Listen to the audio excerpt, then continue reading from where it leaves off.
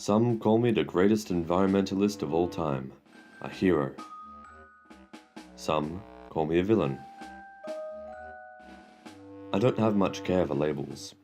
I just do what I do, for the ozone layer and for the environment. Come in. Hello, Detective. I hear you're a real environmentalist. I am. All those smokers never stood a chance against you and your 44 Magnum. They smoked cigars, so I smoked them. I call it justice. I call it being a hotshot who has no respect for a human being's life. Do you now? Well, maybe I have as much respect for the environment as one should. You ever thought of calling it that? Being a murderer? That's what you call it? Well, I'm taking a stand against this. I'm a smoker. And if you care about the environment just as much as you say that you do, then you might as well just hunt me down too. I knew the dame had me in a tight spot. On one hand, I had to carry out my mission. On the other hand, she was absolutely smack bang on the money. Maybe it was time to keep my hat up on the rack. Maybe I should have used my 44 Magnum on myself. But the decision I made was the beginning of the end. I would stop her permanently, with words.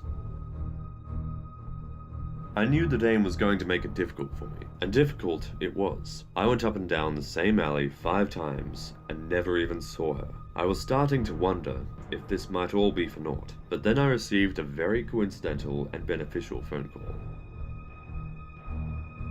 It was the dame's husband. He thought I was coming to gun her down. He told me he had taken her to a safe house, that I would never find them. Then a truck went by, for what sounded like a very long time. I quickly realized that I didn't hear a long noise, but a repeated one, and through the call it sounded like it was echoing into a warehouse. I started jogging towards the street where I saw the truck go by. I scanned it for warehouses, and saw one with a sign saying, "Safe House." I set out for what would likely be a dramatic confrontation, one perhaps even worthy of a short film.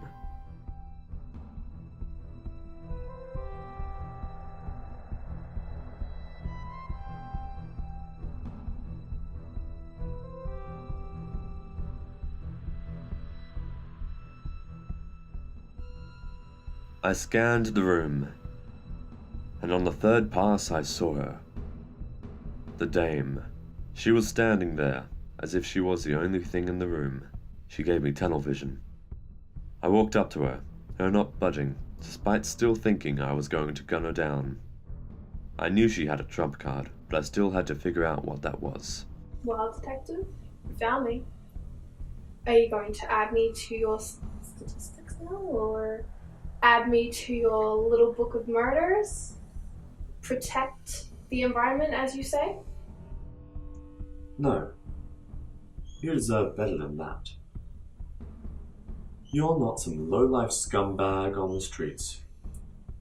Bums the smoke off anyone who comes along, then throws on the ground with his own thing, like all the others were. Your husband, on the other hand. I'm hoping you might see reason when it's not your life on the line, but that of someone close to you.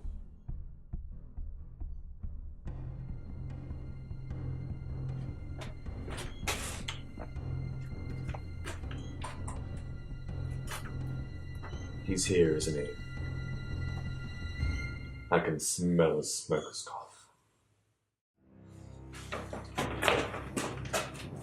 You'll never get away with this, you bloody maniac. There's too many of us. I think I will. I'll clean up this city and move on to the rest of the world. Otherwise, we're all doomed. To be a littering smoker in this day and age is to let the earth die.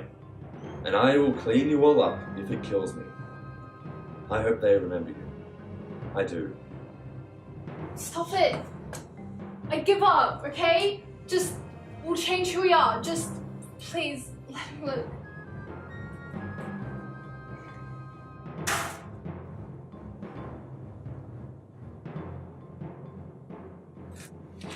Well, that's all I needed to hear. Let's finish this scene up. And so a chapter of my career ended, and the chapter of words over violence began. And I'm going to stick to that for the rest of my life, in the hope that those who now live can create a better world.